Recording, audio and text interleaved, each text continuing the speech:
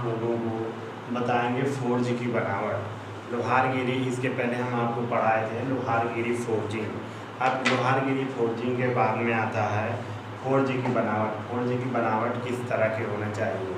Forge की बनावट mild steel, ये माइल्ड स्टील का बना होता है और साधारण लोहे की भी बनाई जाती है। इसमें एक आग लगाने के लिए भट्ठी बनाई जाती है। इसमें आग लगाने के लिए भट्ठी बनी होती है। भट्ठी में एक जो कि ईंटों की बनी होती है, जो एक इसमें फोर्ज की बनावट के लिए इसमें एक भट्ठी बनाई जाती है जो कि हमारी चीनी मिट्टी की या तो फिर ईंटों की बनी होती है। इसके बनाने चीनी मिट्टी या ईंटों की बनी होती है, जिसमें कि एक इसमें नीचे की तरफ एक नोजल रखते हैं। नोजल रखने का तात्पर्य क्या होता है, जिससे कि अंगीठी के संपर्क में रहता है। जो इसका नोजल होता है वो अंगीठी के संपर्क में रहता है। और अंगीठी जानते ही हैं कि अंगीठी में कोयला या तो लकड़ी का बुरादा डाल करके उसे आग लगाया जाता है। उसमें अंगीठी में खाना भी बनाया जाता है, जो कि भट्ठी के नज़दीक एक ठंडे पानी की टंकी बनी होती है, जिसमें कि एक गर्म औजारों को ठंडा किया जाता है।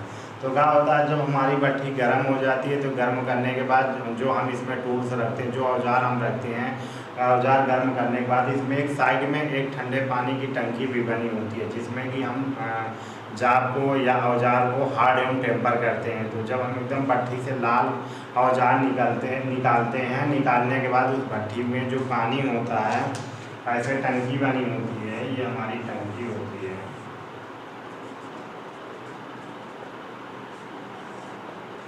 टंकी, ये हमारे ठंडे पानी की टंकी होती है, जिसमें कि हम भट्ठी से लाल गर्म औजार को निकालते हैं। निकालने के बाद इस ठंडे पानी में टंकी में डुबो देते हैं। डुबो देने के बाद क्या होता है कि उसमें हार्ड एवं टेम्पर, उसके जो बाहरी सतह होती है तो वो हार्ड एवं टेम्पर हो जाती है, जिससे कि वो दूसरी वस्तुओं को काट सकती है। फिर देखिए इसके बाद हमारा आता है भट्ठी को जलाना। भट्ठी को किस तरीके से जलाते हैं।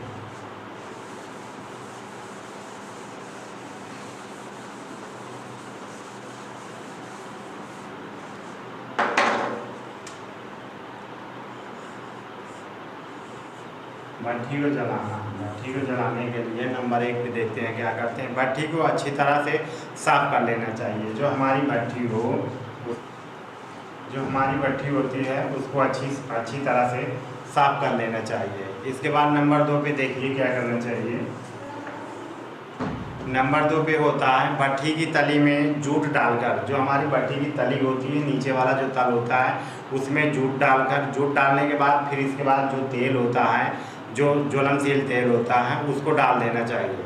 इसके बाद ब्लोवर से इस तेल डाल करके ज्वलनशील जो हमारा भट्ठी में के नीचे जूट डाल देते हैं। जूट डालने पे उस पर ज्वलनशील तेल डाल देते हैं। जो हमारा ज्वलनशील तेल होता है उसको डाल देते हैं। फिर इसके बाद क्या आता है, माचिस आदि से आग लगा देनी चाहिए। तीसरे नंबर पे क्या आता है, जब हम उसमें जूट डाल देंगे, जूट डालने के बाद जब हम ज्वलनशील तेल डाल देंगे, तो तेल डालने के बाद क्या होगा, उसमें हम आग लगा देंगे। माचिस से आग लगा देंगे। आग लगा देने पे क्या होता है, जो उसमें कोयला या जो कुछ को रखा हुआ है, तो क्या होगा कि आग पकड़ लेगा। जब आग पकड़ लेगा तो हमारी भट्ठी ज्वलनशील हो जाए। देखिए 4 नंबर पे क्या करना चाहिए, तत्पश्चात कोयला डाल देना चाहिए। कोयला जब तक डालते रहना चाहिए जब तक नोजल के ऊपर लगभग 20 सेंटीमीटर मोटी कोयले की तना जम जाए। कोयले को ऐसे ता में डालते हैं, भट्ठी जो होती है, भट्ठी में कोयले को डालते रहना चाहिए। कोयला चाहिए जब तक भट्ठी में 20 सेंटीमीटर तक कोयले की परत, मोटी परत न बन जाए।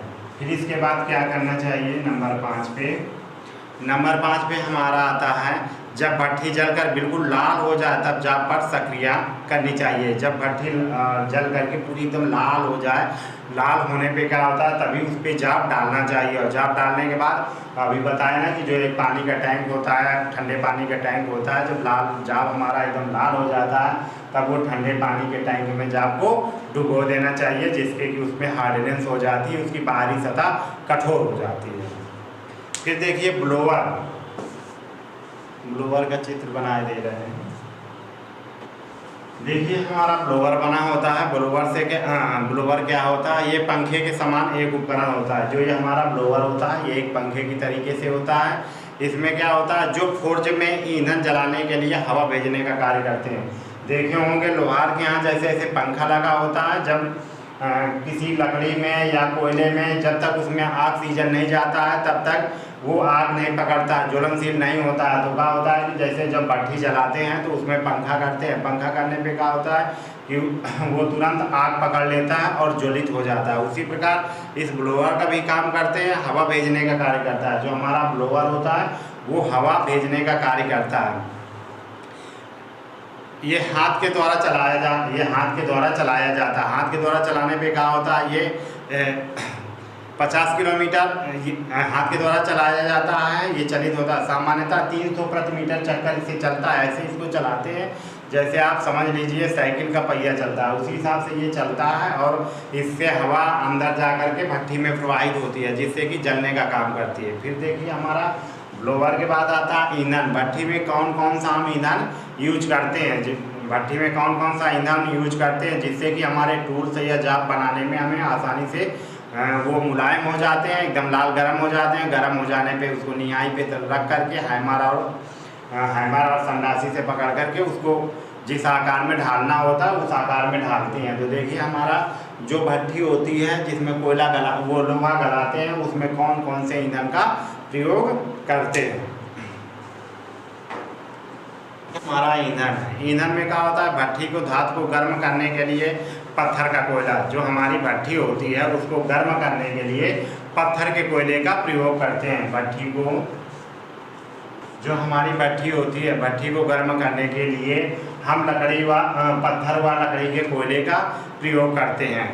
लकड़ी का कोयला तेल व गैस का प्रयोग ईंधन के रूप में करते हैं। लोहार की भट्ठी में प्रयोग किए जाने वाले ईंधन में गंधक की मात्रा जितनी कम होगी ईंधन उतना ही अधिक उपयोग होता है। जो हमारा गंधक होता है, गंधक की मात्रा जितनी कम होगी उतना ही जो लकड़ी का कोयला होगा उतना ही ज़्यादा यूज करना पड़ेगा। और इसके अलावा क्या होता है, परंतु ये महंगा भी पड़ता है तथा इसकी ऊष्मा अधिक देर तक नहीं रुकती है। जो हमारा पत्थर वाला कोयला होता है इसकी ऊष्मा अधिक देर तक रुकती है।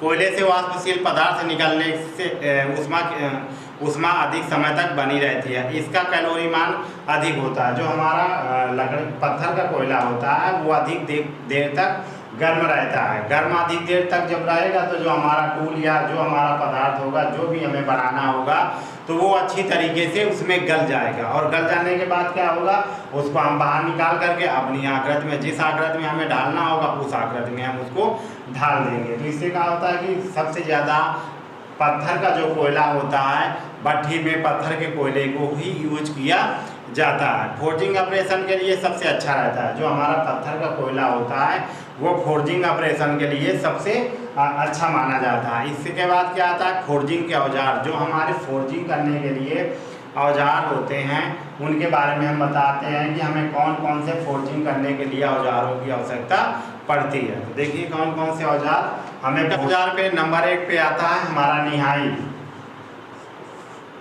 नंबर 1 पे हमारा आता है निहाई और नंबर 2 पे आता है स्वेज ब्लॉक। नंबर 3 पे हमारा आता है संडासी। नंबर 4 पे आता है हमारा लैग वाइस। हमारा 4 पे लैग वाइस।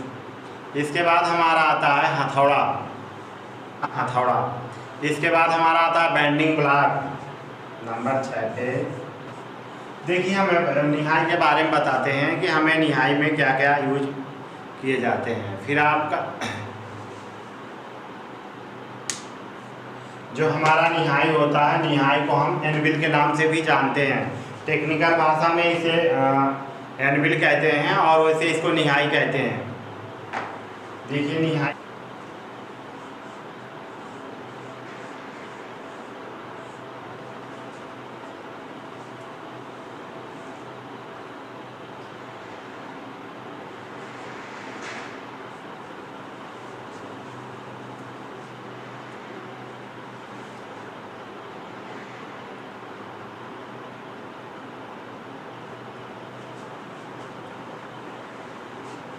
ये देखिए हमारा निहाई हो गया।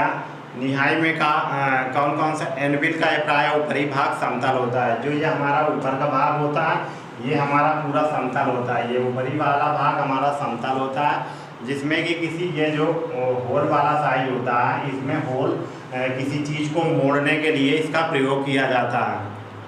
इस तरह फेस हथौड़े की चोट को आसानी से सहन कर लेता है। जो इसका फेस होता है इसमें हैमर के द्वारा किसी वस्तु को रख करके ऐसे पीटने या ठोकने के लिए, या जाब यहाँ रख करके ऐसे जाब रख करके यहाँ पे ऐसे मार्किंग करने के लिए या पंचिंग करने के लिए यहाँ पर प्रयोग किया जाता है।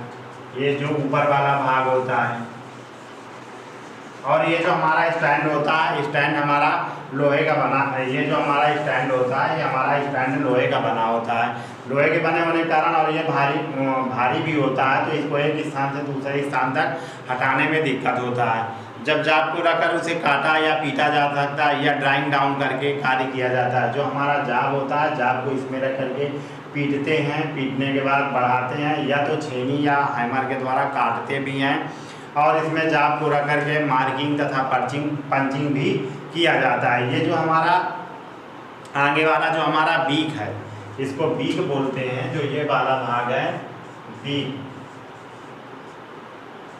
स्टैंड, ये हमारा जो आगे वाला भाग होता है इसको हम बीक बोलते हैं। तो क्या होता है इसमें बीक, पूंछ, हार्डी होल,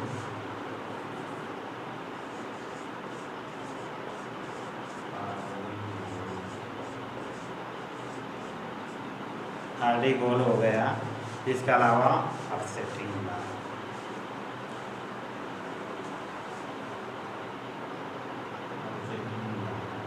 देखिए तो हमारा जो ये बीक है ये सींग के तरीके होता है। इसमें क्या होता है, किसी भी जाब को यहाँ पे सरिया को ऐसे रख करके मोड़ने के बाद जो हमें छल्ला या रिंग बनाने के लिए जो बीक वाला भाग होता है इसमें गाय के सींग के आकार का होता है। जो ये हमारा ये वाला बीक वाला भाग होता है गाय के सींग के आकार का होता है। इसमें किसी भी उसको सरिया को मोड़कर छल्ला या रिंग या ओरिंग बनाने के लिए इसका प्रयोग करते हैं। और ये जो हमारा हार्डी होलर होता है इसमें किसी सरिया को ऐसे घूस करके मोड़ने के लिए या छल्ला बनाने के लिए प्रयोग करते हैं। जो ये हमारा फेस वाला भाग होता है इसमें किसी जाब को रख करके मार्किंग, पंचिंग या कटिंग करने के लिए इसका प्रयोग करते हैं। फिर जो हमारा पूंछ वाला होता है बीक के विपरीत सिरे का वर्गाकार आकार में होता है। इस पर जाब को रखकर समकोण में मोड़ा जाता है। जो हमारा ये पूंछ वाला भाग होता है इसमें जाब को रख करके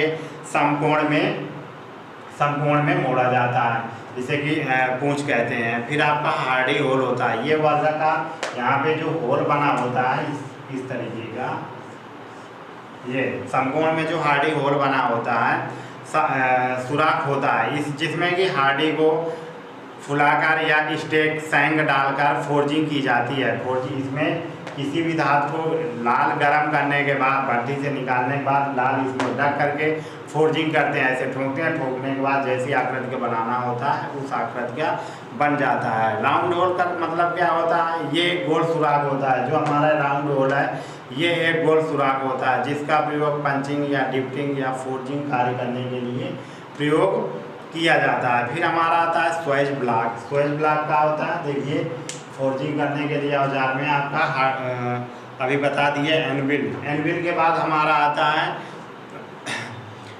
एनविल के बाद में आता है हमारा स्वेज ब्लॉक। स्वेज ब्लॉक के कौन कौन से कार्य होते हैं, देखिए हम आप लोगों को स्वेज ब्लॉक के बारे में कल हम आपको पढ़ाएंगे कि स्वेज ब्लॉक क्या होता है, स्वेज ब्लॉक के क्या क्या कार्य होते हैं। स्वेज ब्लॉक के बारे में अब हम कल आपको बताएंगे।